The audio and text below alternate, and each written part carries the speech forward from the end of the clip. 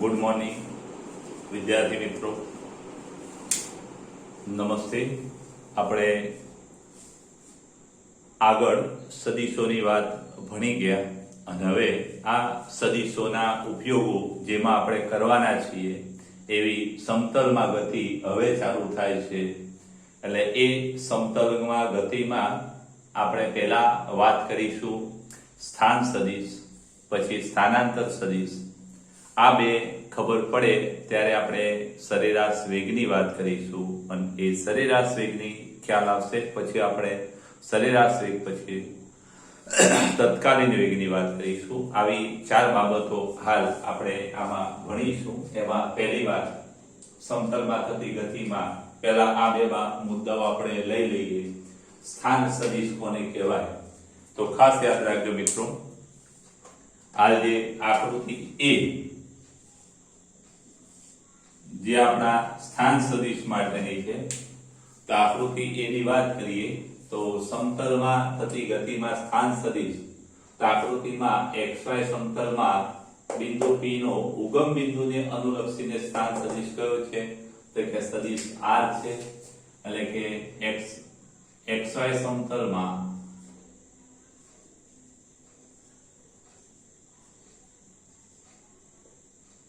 કોણ P નો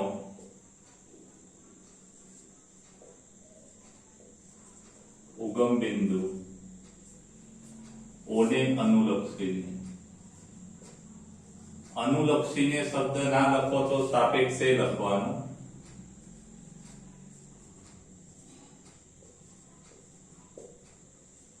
સ્થાન સદિશ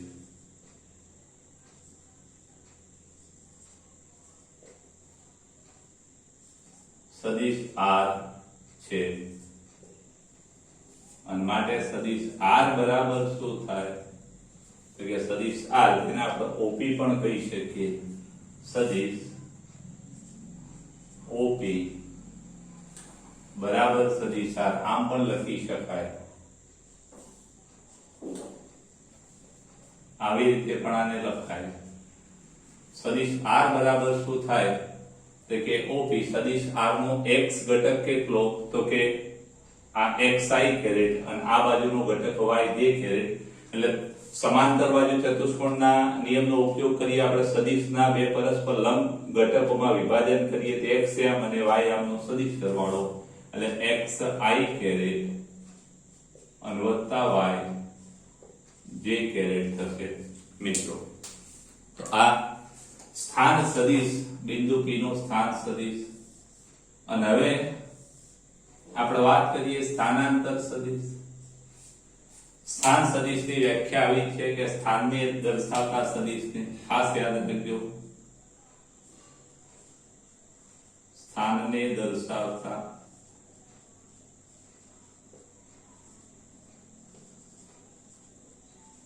સદિશને સ્થાન સદિશ કહે છે.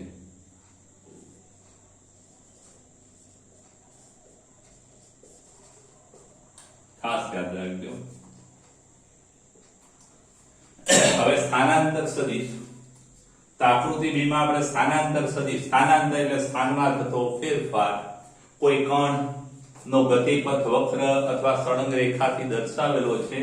t સમય કણ બિંદુ P આગળ છે અને t' સમય કણ બિંદુ P' આગળ છે અને માટે આપણે એમ કહી શકીએ કે t' - t સમયગાળામાં એને કેટલું સ્થાનાંતર કર્યું? તો P થી P' પર ગયો. સ્થાનાંતર એટલે બે બિંદુ વચ્ચેનું લઘુત્તમ અંતર કેટલું? આ સીધું અંતર P'. એટલે આ P' અંતર સ્થાનાંતર સદિશ છે જેને આપણે ડેલ્ટા r' કહીશું. અને ડેલ્ટા r' એટલે આનો સ્થાન સદિશ r' માઈનસ આનો સ્થાન સદિશ r. એટલે ખાસ યાદ રાખજો. હવે આપણે વાત કરીએ સ્થાનાંતર સદિશની. તો આ સ્થાન સદિશની વાત હતી. હવે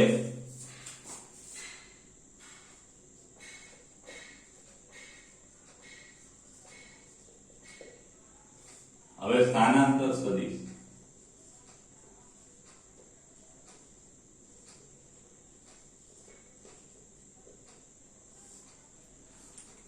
આકૃતિ B ની આપણે વાત કરીએ તો આકૃતિ B માં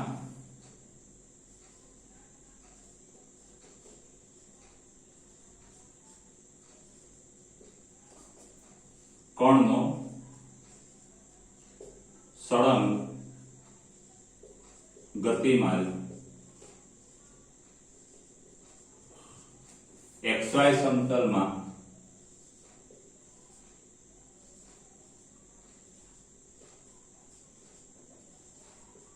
દર્શાવેલ છે.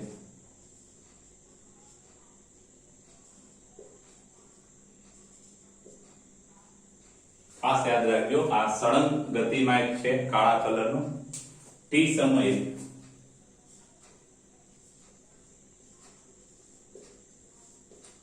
કણ બિંદુ P પર અને t ડેશ સમયે કણ બિંદુ P ડેશ પર છે. અને માટે સ્થાનાંતર સદિશ કેટલો કે P ડેશ માટે ડેલ્ટા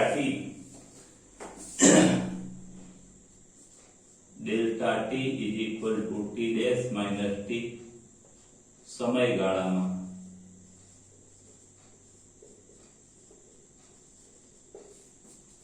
સ્થાનાંતર સદિશ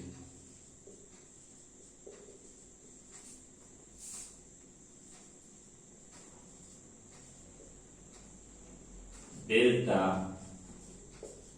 r is equal to શું થાય કે સદિશ p ડેશ સદિશ p ડેશ. ખાસ યાદ રાખજો, p ડેશ એટલે અંતિમ સ્થાનને રજૂ કરતો સદિશ r ડેશ માઈનસ પ્રારંભિક સ્થાનને રજૂ કરતો સદિશ r. એટલે એને આપણે આમ કહી શકીએ કે સદિશ r ડેશ માઈનસ સદિશ r થાય. આ સમીકરણ નંબર આપણું આ 2. ખાસ યાદ રાખજો મિત્રો, આને ઘટકોના સ્વરૂપમાં પણ આપણે દર્શાવી શકીએ. આ સમીકરણ નંબર આપણું આ 2 ઘટકોના સ્વરૂપમાં આપણે રજૂ કરીએ ને તો જરા જોજો કે સદિશ r ડેશ ના યામ કયા તો કે x ડેશ અને y ડેશ. તો ખાસ યાદ રાખજો કે અહીંયા ડેલ્ટા સદિશ r is equal to r dash બરાબર શું થાય તો કે x ડેશ y ડેશ બરાબર. અહીંયા સદિશ r ડેશ થાય આમ x ડેશ અને y ડેશ એટલે x ડેશ I કેરેટ વત્તા y dash j caret minus સદિશ r ના યામ કયા તો કે x I કેરેટ અને y j કેરેટ.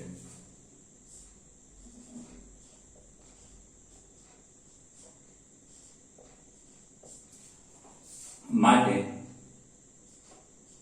ડેલ્ટા સદિશ r is equal to x dash I caret વત્તા y dash j caret minus x I caret minus y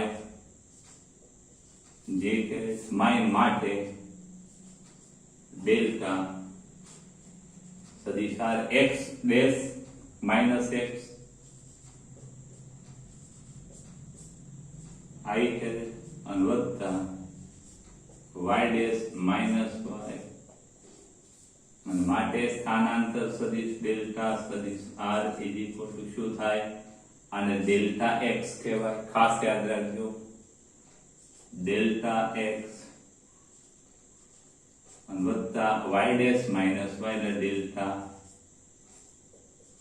ખાસ યાદ રાખજો મિત્રો,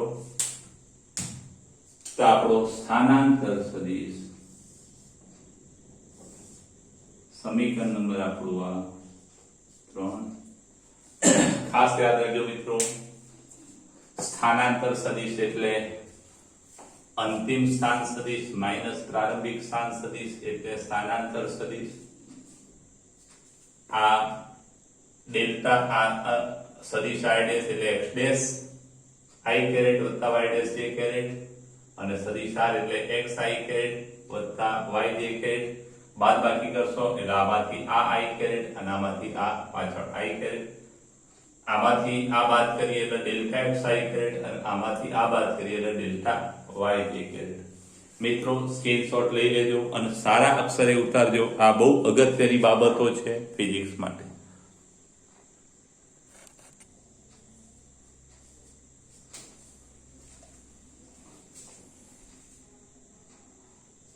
નમસ્તે વિદ્યાર્થી મિત્રો, આગળનો એક પ્રશ્ન લઈએ. હવે સ્થાન અને સ્થાનાંતર ભણ્યા.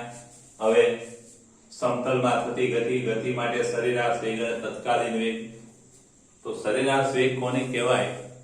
તો પદાર્થના સ્થાનાંતર અને તેને અનુરૂપ સમયગાળાના ગુણોત્તરને સરેરાશ વેગ કહે છે. એની વ્યાખ્યા ખાસ યાદ રાખજો કે પદાર્થના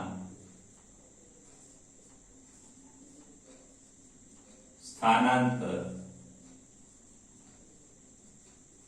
અને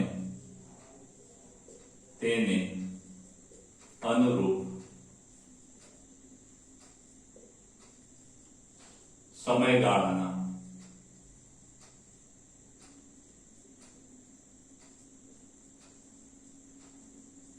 ગુણોત્તર એટલે ભાગાકાર ને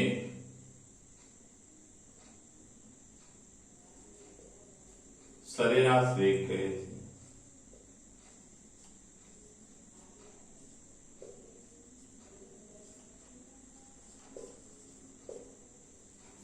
ખાસ યાદ રાખજો મિત્રો, એ સમયગાળા માટેનો સરેરાશ વેગ છે.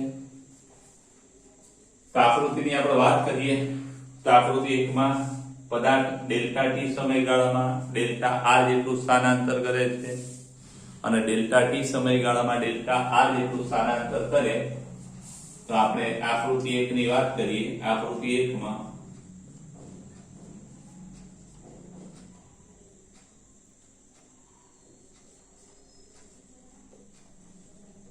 પદાર્થ ડેલ્ટા ટી સમયમાં સરેરાશ વેગ માટેનો સિમ્બોલ ખાસ યાદ રાખજો મિત્રો. અહીંયા આને સદિશ v ઉપર 12 લખવું પડે અથવા એની જગ્યાએ v ઘાટો કરવો પડે. આપણે અહીંયા v ઘાટો સમજજો. આ v ઘાટો સમજી લેજો તમે, કાં તો પછી v અથવા આના માટે બીજો સિમ્બોલ આવો છે સરેરાશ વેગ માટે, એવરેજ વેલ્યુ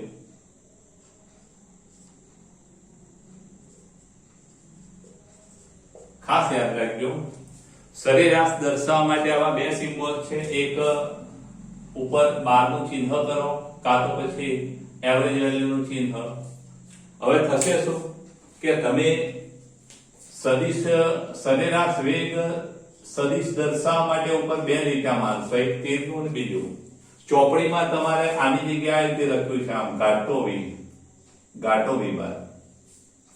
એટલે આ મુશ્કેલી રહેશે, એટલે આપણે આ સિમ્બોલ વાપરીએ તો પણ ચાલશે. ખાસ યાદ રાખજો. સરેરાશીમાં આ પણ વાપરી શકાય. હવે તીર મારી ઉપર બાર, ખાસ યાદ રાખજો.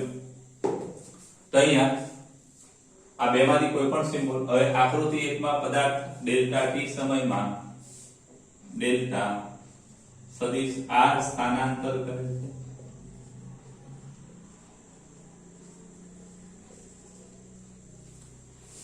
સ્થાનાંતર કેટલું કરે છે? અહીંયા સમયગાળો ડેલ્ટા ટી અને માટે સરેરાશ વેગ બરાબર શું થાય? સ્થાનાંતર સદિશ ભાગ્યા સમયગાળો. અહીંયા સદિશ લખો એટલે લખાય. તો સરેરાશ વેગ એને સદિશ એવરેજ વેલ્યુ આવો સિમ્બોલ પણ વાપરી શકાય. તો સદિશ v bar is equal to શું થાય કે સ્થાનાંતર સદિશ આપણો કેટલો ડેલ્ટા સદિશ ભાગ્યા ડેલ્ટા ટી. ખાસ યાદ રાખજો, ડેલ્ટા આર એટલે ડેલ્ટા એક્સ અને ડેલ્ટા વાય. ખ્યાલ આવી ગયો? એટલે આપણે એમ કહી શકીએ કે ડેલ્ટા આર એટલે ડેલ્ટા એક્સ આઈ કેરેટ વત્તા ડેલ્ટા વાય બરાબર ને. ડેલ્ટા આર ના ડેલ્ટા એક્સ આઈ કેરેટ વત્તા ડેલ્ટા વાય જે કેરેટ ભાગ્યા ડેલ્ટા ટી. અને માટે સરેરાશ વેગ I થી લખો કાં તો I થી ડેલ્ટા x ભાગ્યા ડેલ્ટા t, ડેલ્ટા x ભાગ્યા ડેલ્ટા t I કેરેટ વત્તા ડેલ્ટા y ભાગ્યા ડેલ્ટા t j કેરેટ. ખાસ યાદ રાખજો મિત્રો, delta x by delta t એટલે કે વેગ v તો ખરો જ, પણ v નો કયો ઘટક? x ઘટક, પણ સરેરાશ છે તો 12 કયો કેરેટ? I કેરેટ વત્તા સરેરાશ વેગનો y ઘટક ઇન્ટુ j કેરેટ. આને આવી રીતે પણ લખાય છે મિત્રો કે એવરેજ વેલ્યુ vx, આને આ રીતે પણ લખાય average value vx I caret અને વત્તા એવરેજ. આને શું કહેવાય? આ આપણો vx બાર આને I થી લખાય અને vy બાર એને એવરેજ વેલ્યુ vy લખાય. ખાસ યાદ રાખજો, I થી પણ દર્શાવાય છે. આપણો સરેરાશ વેગ મળે જેને આપણે સદિશ v બાર કહીશું. ખાસ યાદ રાખજો મિત્રો, સરેરાશ વેગની વાત પૂછાય તો તમારે અહીંયા અટકી જવાનું. સરેરાશ વેગ એ સદિશ રાશિ છે. સરેરાશ વેગ સદિશ અને એની દિશા કઈ હોય તો કે સ્થાનાંતર સદિશની દિશા. સરેરાશ વેગ સરેરાશ વેગ સદિશ રાશિ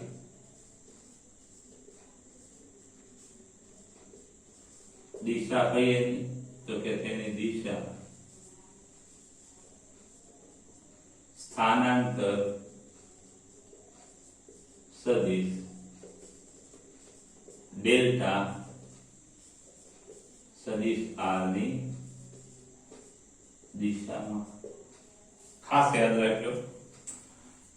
હવે સમયગાળો આપણે નાનો લઈએ, સમયગાળો નાનો લઈએ એટલે આપણે તત્કાલીન વેગ તરફ જઈશું. ખાસ સિમ્પલ વાત છે, તત્કાલીન વેગ બાજુ એટલે અઘરું નથી.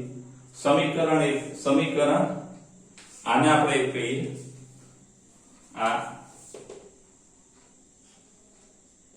અને આમાં limit delta t tends to 0 લઈએ તો ખાસ યાદ રાખજો સમીકરણ 1 માં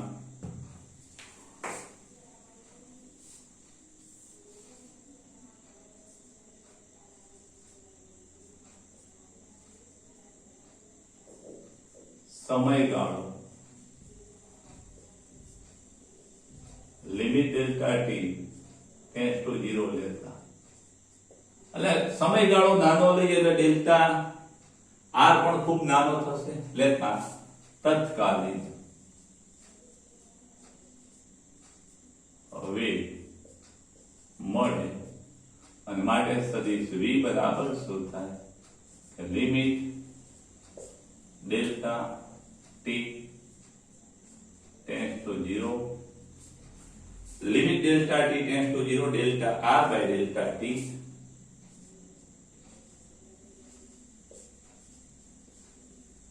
અને એને શું કહેવાય? d સદિશ r ભાગ્યા dt. ખાસ મિત્રો યાદ રાખજો કે limit delta t tends to 0 આવે ત્યારે આ ડેલ્ટા ની જગ્યાએ d થઈ જાય. આપણું સમીકરણ નંબર 3 છે. આ સમીકરણ આપણું તત્કાલીન વેગનું. તત્કાલીન વેગની દિશા કઈ હોય તો ખાસ યાદ રાખજો, દિશા માટે આકૃતિ a b c અને d માં તત્કાલીન વેગ મેળવવા માટે આકૃતિ a થી d દર્શાવેલી છે કે જેમાં t સમયે કણ બિંદુ p આગળ છે, જે t1 સમયે p1 આગળ છે, t2 સમયે p2 આગળ છે, t3 સમયે p3 આગળ છે. આમ સમયગાળો નાનો લેતા જઈએ એમ આ p અને p બિંદુઓ છે, p અને p' બિંદુઓ છે એ નજીક આવતા જશે. એટલે સમયગાળો આપણે ડેલ્ટા t1 કરતા ડેલ્ટા t2 નાનો લઈએ, એના કરતા ડેલ્ટા એટલે આપણે એમ કહી શકીએ સમયગાળો delta t1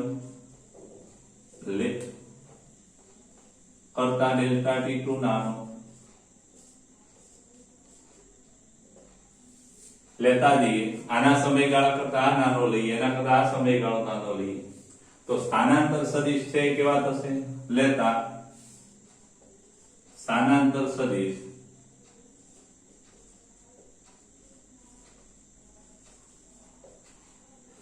delta R1 delta R2 delta R3 વગેરે મળશે અને માટે ડેલ્ટા T ટેન્ડ્સ ટુ 0 લેતા દિશા છે ડેલ્ટા R ની દિશા ડેલ્ટા R ટેન્ડ્સ ટુ પણ શું થાય 0 થાય અને માટે ડેલ્ટા R ની દિશા P બિંદુ આગળ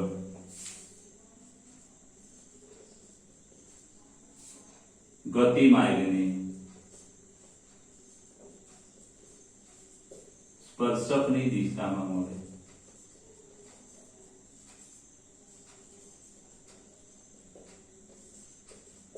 ખાસ યાદ રાખજો મિત્રો એટલે આ સમયગાળો નાનો લેતા તત્કાલીન વેગની ડેલ્ટા R ની દિશા P ને સ્પર્શકની દિશામાં મળે જે વેગની દિશા થશે જે તત્કાલીન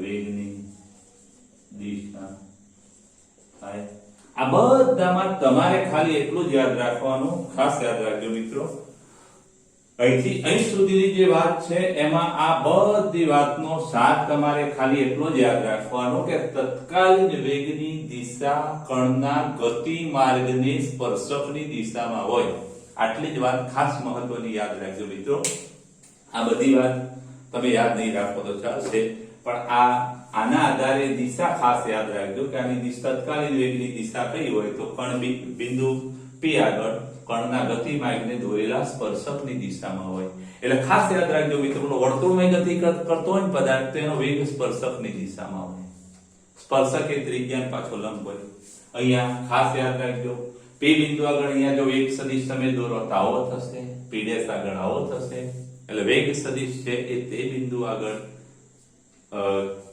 ગતિ માર્ગને દોરેલા સ્પર્શકની દિશામાં હોય છે ખાસ યાદ રાખજો મિત્રો આને જરા સ્ક્રીનશોટ લઈ અને ઉતારી દેજો સરસ અક્ષરે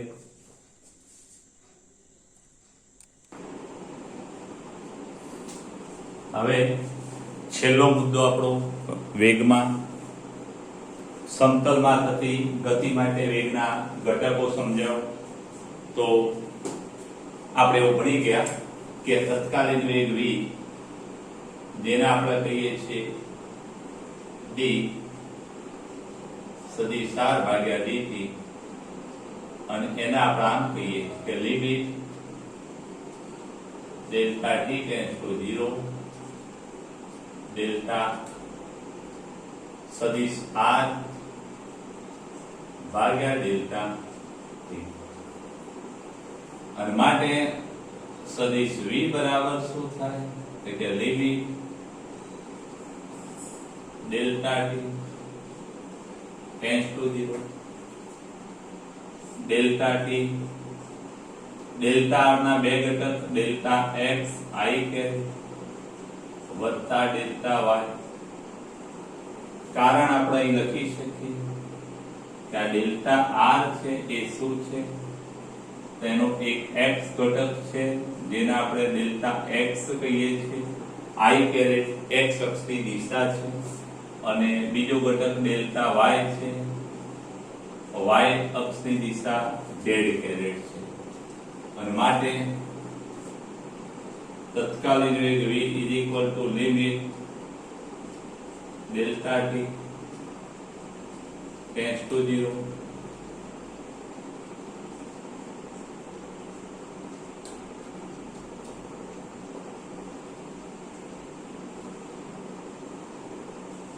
શું થશે આ delta x by delta t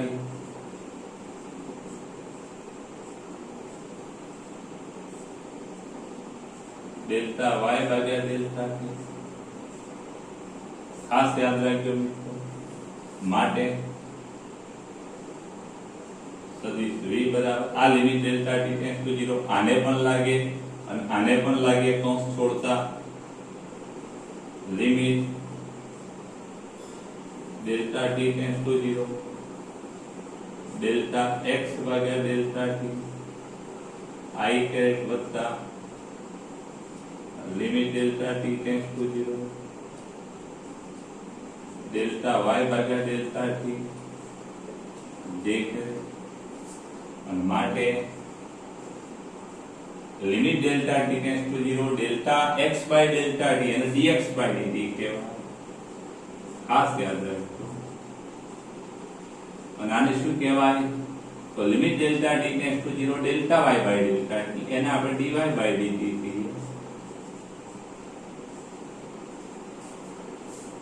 ખાસ યાદ રાખજો મિત્રો, x દિશાની ગતિમાં dx બાય dt ને આપણે વેગ કહી ચૂકેલા છીએ, પણ અહીંયા દ્વિપરિમાણમાં આ વેગનો x ઘટક થશે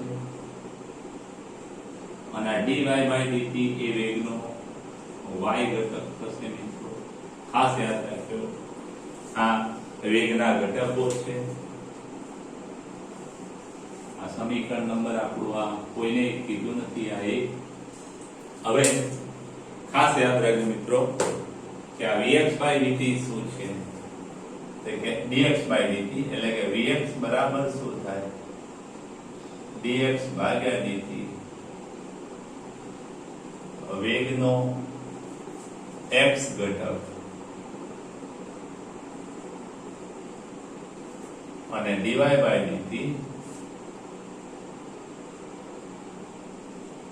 vy શું છે? કે dy ભાગ્યા dt અને dy બાય dt એટલે કે વેગનો કયો ઘટક? એ છે વેગનો y ઘટક.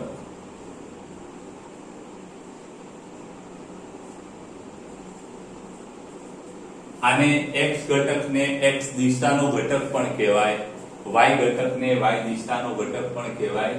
હવે ખાસ યાદ રાખજો મિત્રો, આના પરથી એનું મૂલ્ય શું થાય? તો અહીંયા ખાલી સાઈડમાં આપણે વેગ બતાવવો હોય તો આવું બતાવી શકીએ. ધારો કે આ x છે, y છે અને વેગ સદિશને આપણે ઉગમ બિંદુ પરથી બતાવીએ તો ઉગમ બિંદુ પરથી વેગ સદિશ માનો આવો છે તો આ વિના બે ઘટક પડે.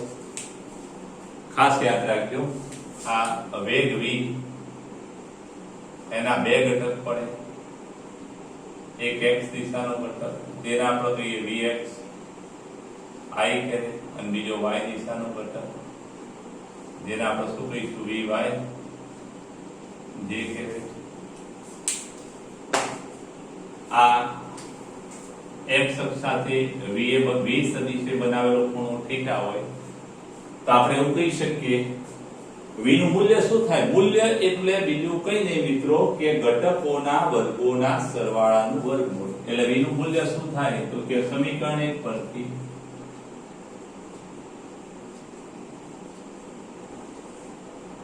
ઝડપ વેગના મૂલ્યને ઝડપ કહેવાય. વેગનું માન જેને આપણે તત્કાલીન ઝડપ કહીશું v અથવા માનાક સદિશ v ઇક્વલ શું થાય? તો અહીંયા વર્ગમૂળમાં ખાસ યાદ રાખજો, કોઈ પણ સદિશનું મૂલ્ય એટલે એના ઘટકોના વર્ગોના સરવાળાનું વર્ગમૂળ એટલે કે v x² + v y². ઘટકોના વર્ગોના સરવાળાનું વર્ગમૂળ.